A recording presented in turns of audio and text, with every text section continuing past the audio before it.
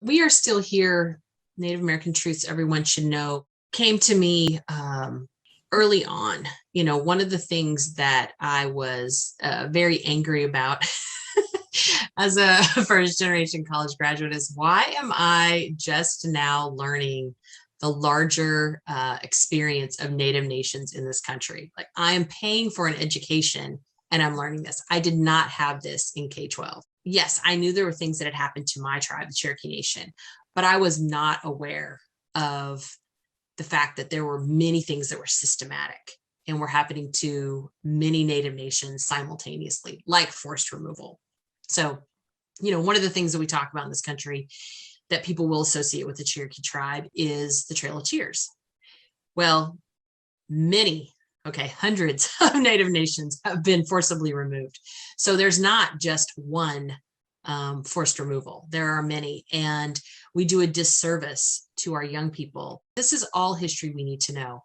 So I wanted badly to write this book, and I thought, how am I going to do this as a picture book, and who is going to publish this? And so, of course, the hardest part for me was, I have a background, of course, like, in law and policy.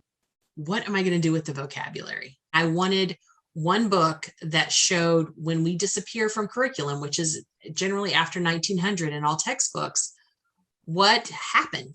We did not disappear. We are still here. You don't see that. You don't get to experience that, not in the classroom really, or in, until very recently in mainstream media. And I'm so grateful for Frenae, because as much as I was struggling with the vocabulary, to make that as accessible as possible for, the elementary, like I say, upper elementary and beyond, I also wanted to make sure that the artwork, came along. And so she was a perfect match in that, because I feel like she took a very representative image, on each of those topics. And there are 12 topics in the book that really helps you understand, what I'm talking about. But it was also critical to have the timeline in the back. So for those students, for, if it's being used in classroom use, or even families, to talk about, okay, so relocations happening in the 50s and 60s, and a lot of Native people are being moved by the federal government off of their lands. So it's another removal, right?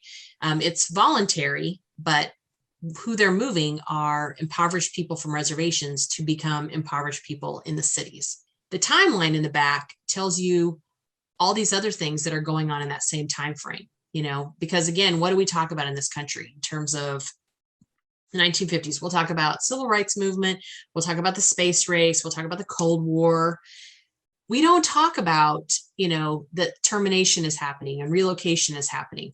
So this book gives that overview. My hope is that classrooms will take that information, that families will take that information and begin to understand that there's more than you've been told. And for every community member that lives in this nation, you should know this. This is not information that should be kept from you. And that's really my hope for the book, that it gives that information in understandable bite-sized chunks.